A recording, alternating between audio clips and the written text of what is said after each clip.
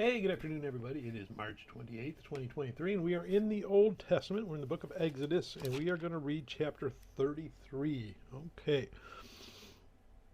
So Moses has led the Israelites out of Egypt. He's led them to the base of the Mount Sinai. He's gone up. God gave him the 10 Commandments orally and some other commandments. Moses brought them down to the Israelites and said, this is what God says we got to do, and he'll be with us.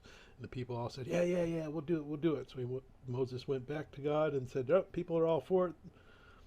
And he sat there another 40 days and 40 nights while God gave him a whole bunch of instructions about the covenant and some rules and some commandments and descriptions of the earthly priestly garments. And then he gave him the 10 Commandments written in stone with his own finger. And as Moses is coming down, he realizes something's not right in the camp, because while he's been gone, the people decided, hey, you know what? It's been taking too long. We don't know what happened to Moses. We're not really sure about this God person. We want Aaron to make us a golden calf, and we're going to start worshiping that. Which, when Moses sees that, he smashes the 10 Commandments to the ground because they're not worthy.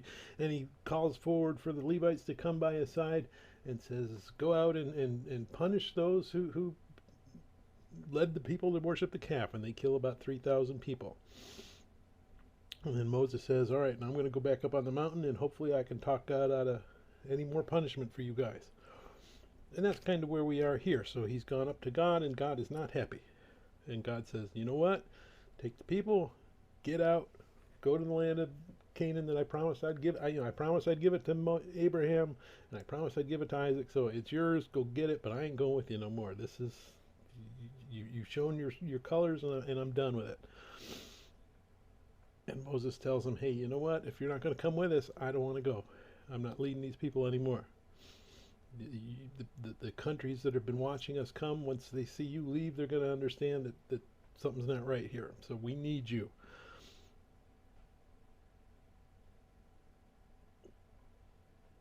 And he takes it so far as to ask God to show him, Moses, what God looks like. And God says, I can't do that because no human being can actually see me, or they're going to die. Tell you what I'll do, though. I'll put you in a little cave in the mountain, and I'll cover you up so you can't see me when I'm walking by you. And just as I'm almost out of sight, I'll let you see the last breeze that's blowing behind me. That's the closest as a human being can come. And Moses says, okay, I want to do that. So Moses and God are starting to mend the fences. So that's where we ended with this story. So let's go ahead and we're going to read Exodus chapter 33.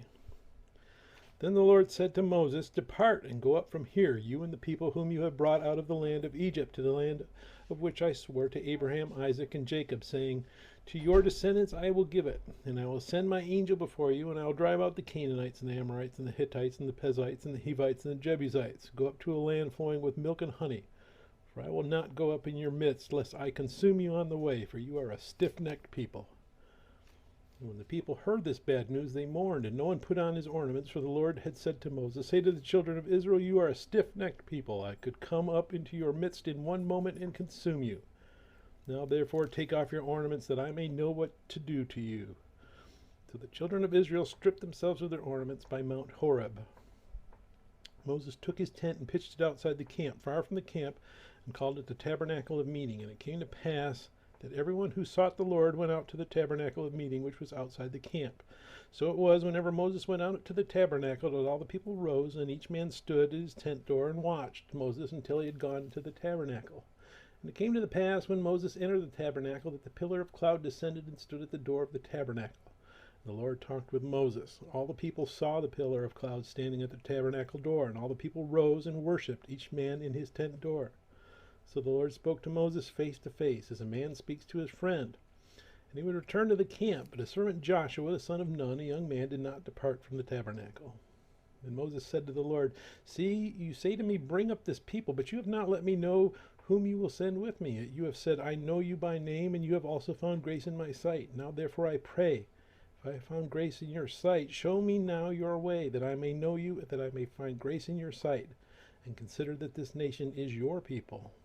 And he said, my presence will go with you, and I will give you rest. Then he said to him, if your presence does not go with us, do not bring us up from here. For how then will it be known that your people and I have found grace in your sight, except you go with us? So we shall be separate, your people and I, from all the people who are upon the face of the earth. So the Lord said to Moses, I will also do this thing that you have spoken, for you have found grace in my sight, and I know you by name. And he said, please show me your glory. Then he said, I will make all my goodness pass before you, and I will proclaim the name of the Lord before you.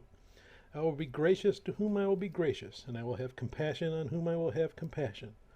But he said, you cannot see my face, for no man shall see me and live.